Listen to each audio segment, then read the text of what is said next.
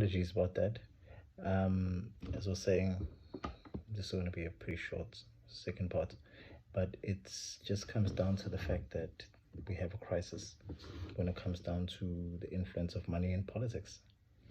That is primarily the basis of everything, whether you're assessing it from the perspective of one faction or the other within the governing party, or you're assessing it as a problem in general across the political spectrum, opposition parties,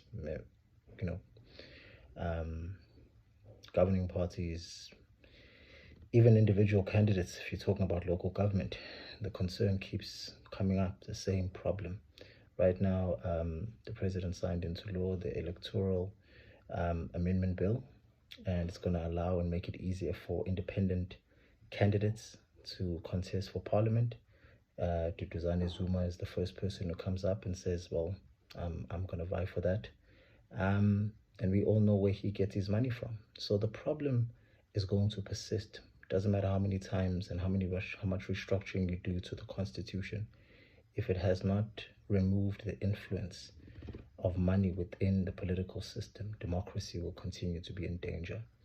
And we have seen in Ukraine, we have seen in the Middle East, the dangers of a supposed democratic society that is smeared and contaminated with the influence of money from special interests.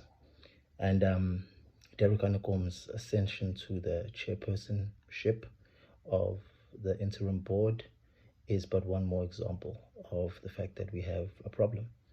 And hopefully, if we start screaming more about the need to disassociate money with politics within our democratic order, not just in South Africa, but hopefully across the world, then we might have a chance at creating a society, a global community that is much more humane than what we see.